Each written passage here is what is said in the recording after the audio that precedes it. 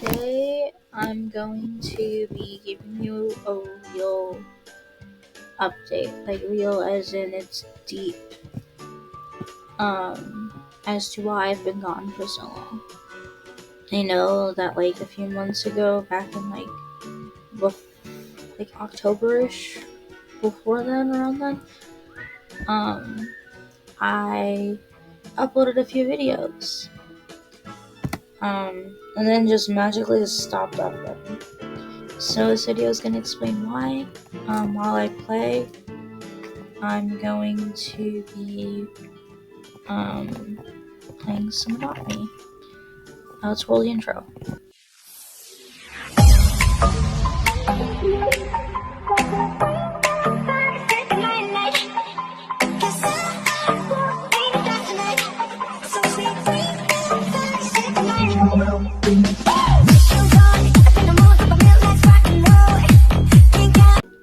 Okay, so here's a bit of an update on my Adopt Me. While I talk, I'm going to be playing Adopt Me, and I'm going to be aging my lava wolves because I want to make neon. So here's what happened. When I stopped uploading was around the time I graduated from high school. So after I graduated, a lot happened. Starting with my mental health. I was diagnosed with depression back in middle school, and my depression hit hard because of some issues with some friends. And because of that, I didn't leave my room for a few months and stuff. Also, I'm sorry the quality is so shitty. I don't know what's going on with my game quality. Anyways, so after that, I stayed in my room for 3 months or something, and I did upload a few videos. And in October, my brother got sick. So right before October, my brother got really sick. He developed a really bad cold. My mom took him to the doctor, and the doctor kept dismissing him. Until one day, so I was sleeping, because my room was in the garage, because a few months prior, my stepdad's mom moved in with us, and I was like, hey, I can move in the garage if we can make me a room or whatever, and she can have my room. And so that's what happened. So I was sleeping, and at like 4 in the morning, my mom hears my little brother screaming her name. She goes running, and he is on the bathroom floor. He was using the bathroom, and he grew so weak he couldn't get up, and so he fell over and almost hit his head on the bathtub. So my mom rushed him to the ER at 4 in the morning. And I woke up and no one was home, but I didn't find that too unusual. I figured my mom would took my brother out or something, because my brother wasn't in school, and I think it was like the weekend. And I thought maybe he was feeling better, and my mom took him out, or they had to go to the doctor again. Who knows? My stepdad was working like always, and his mom, from my understanding, was at church. So an empty household's an empty household. I had planned to go see some friends, so I wasn't too worried about it. I'm waiting for the bus, and I text my mom because I'm like, hey, if you can give me a ride or whatever, on my way home. And she told me she may not be able to because she's been in the ER all day. And she's like, since this morning. And I'm like, what are you talking about? And she's like, your brother was, she's like, well, she said my brother's name. But like, she said he's in the hospital with pneumonia. So, when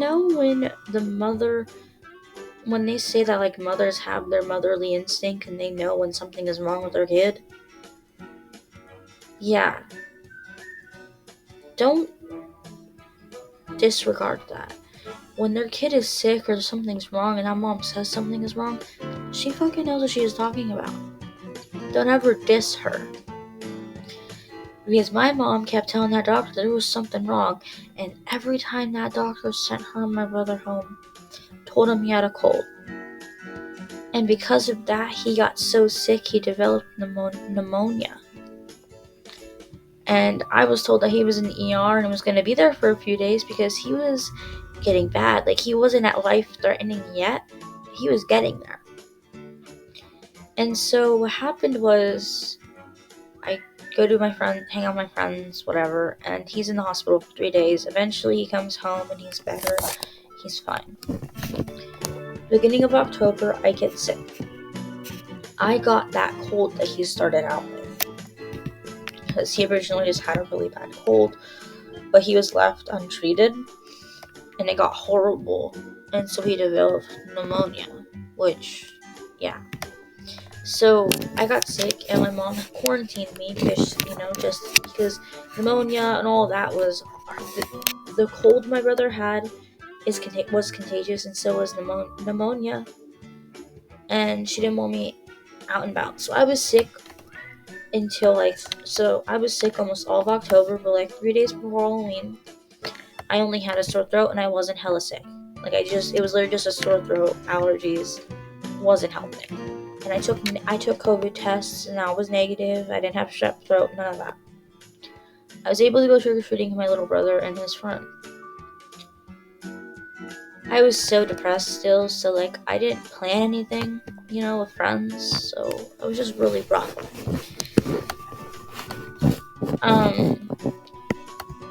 A couple of days later, after Halloween, I'm sitting in my room and I wake up and my brother brings me a bowl of cereal. It was like the knockoff Cheerios. It wasn't Honey Nut. It was literally just plain O's with milk. And I go and I eat it, and 30 minutes later, I get severe pain in my abdomen. It was so bad that I had curled up in fetal position and was like that, and I could not move. I physically was incapable of moving. I was in so much pain. I texted Fred the Bread and Potato explaining what was going on. They're like, you need to call an ambulance, and I'm like, I can't call an ambulance. My mom will get pissed off if an ambulance shows up at the house without her knowing. So I called her and she didn't answer. So then I texted her and she's like, you need to call an ambulance. So I called an ambulance. I get to the hospital. They do ultrasound. It was so painful because the abdominal pain I was in. But here's what really ticked me off. They assumed I was pregnant, and yeah, when I started feeling the pain, the first thought that went through my head was, God, I hope I'm not pregnant. I swear I cannot be pregnant. That's not good. And so I'm like, I know I'm not pregnant. There's just no way. For obvious reasons, which I cannot disclose, but I know. And so they just kind of profiled me as a young adult, teenage girl with abdominal pain.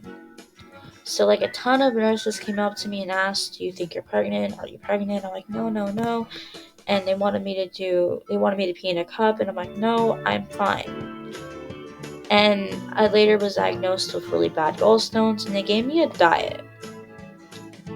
And I followed that diet, but then the next day I was sent back to the ER because I had another gallstone attack, and I called the advice nurse, and the advice nurse was like, you need to go in if it's been more than 40 minutes, and I'm like, it's been an hour and a half. So 4 more times I'm sent to the ER. Gallstone attacks that lasted almost over an hour, and the fourth visit, I was told that within a week or 2 I would have a surgery to get my gallbladder taken out. And I'm like, okay, cool. So I was in contact with my surgeon. We hadn't made an official date yet.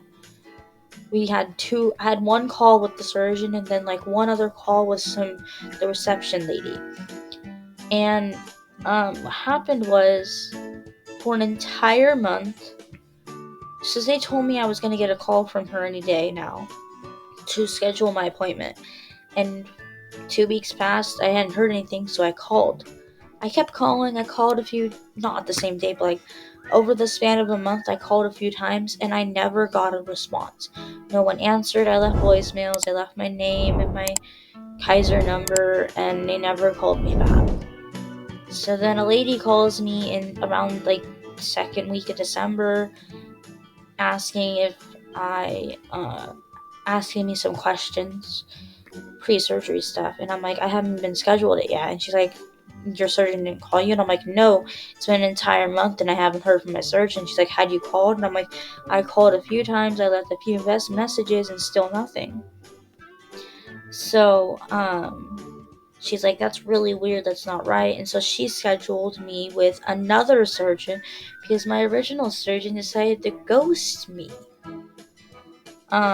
So that was fun. Anyways, my surgery, she's like, so the soonest appointment is January 5th. It is currently January 16th, just so you guys know. It's been like 2 weeks since my surgery, as this video is being recorded. So I go into my surgery. Everything's going fine. It was scheduled. I had to be there by 6:45, and the surgery was scheduled for 8:30. I was the first surgery of the day, they told me.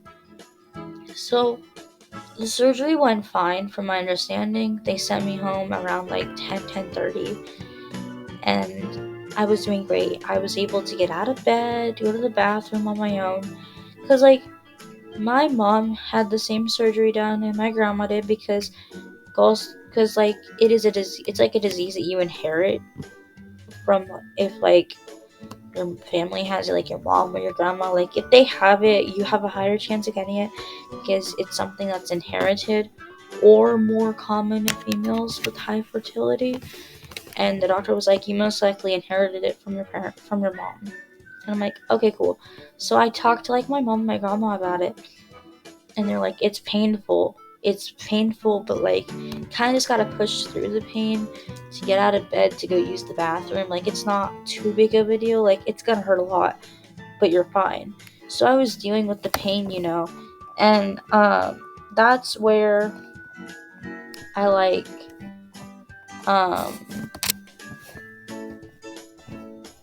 things were going fine, but that's the issue. That's where like the issue started. Sorry, I lost train of thought. I was fine after surgery, and the day after I was fine. Able to do everything on my own. I was even walking around the house a little bit. But then the second day after surgery, I woke up in the morning to take another pain med, and what happened was I took a sip of water first because my throat felt kind of dry, and I couldn't really get the water down my throat. Like I felt like something was stuck in my throat, like a rock, like a ball. I wasn't having issues breathing through my throat, but like I couldn't get it down. But I forced the meds down my throat, and then I fell asleep. I was in and out of sleep the entire day. I woke up at like 6 o'clock at night, and I had to pee super bad, but I couldn't move my whole torso. And no, it wasn't from the pain. I literally was incapable of moving my own body weight. Like, I do not know why. And so I'm calling and screaming my dad, and then that's when that feeling in my throat, that lump in my throat was still there, on top of this heavy feeling on my chest.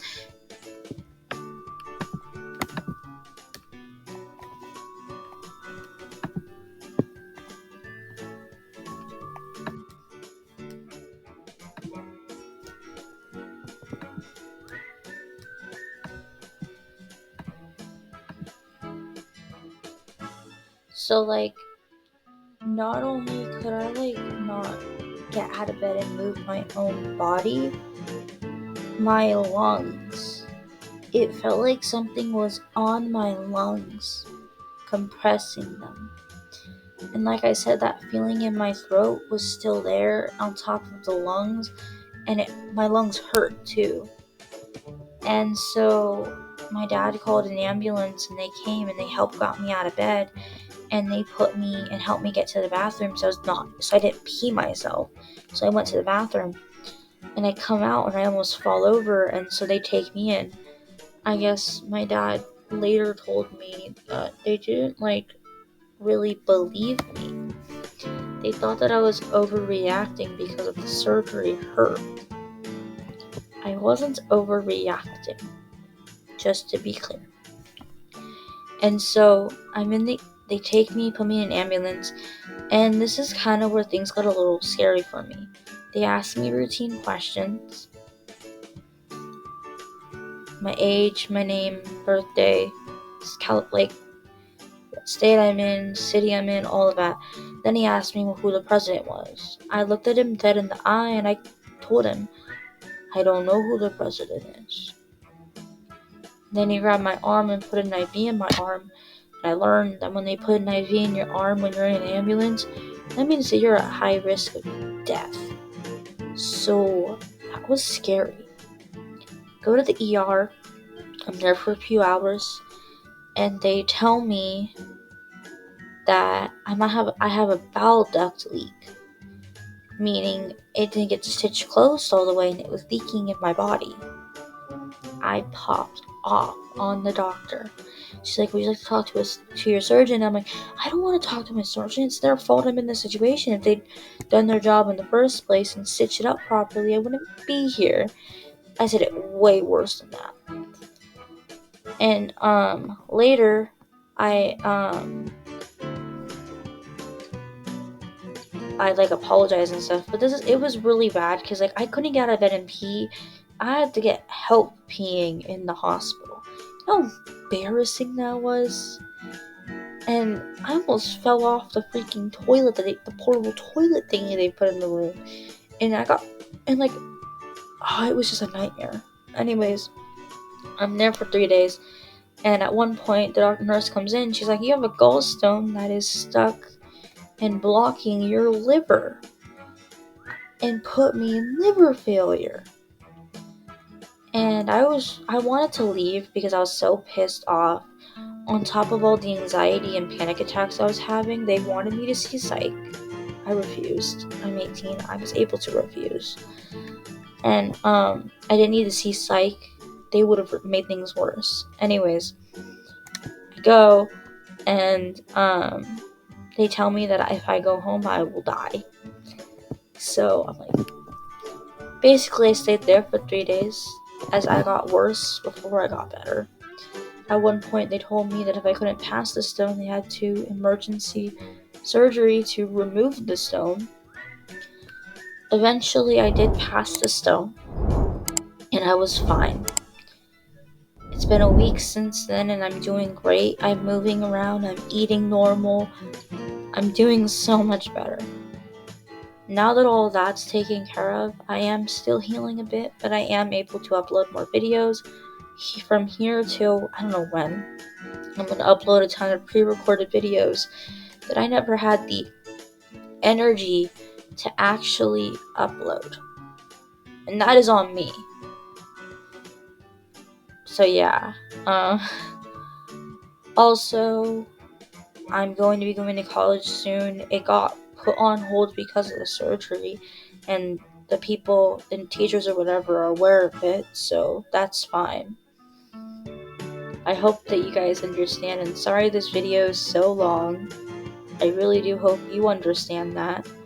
And I just wanted to say thanks everyone for staying with me, and I'm sorry for how irregular I've been posting. I'll keep you guys updated, and see you in the next video, and don't forget to like and subscribe. Yeah, bye!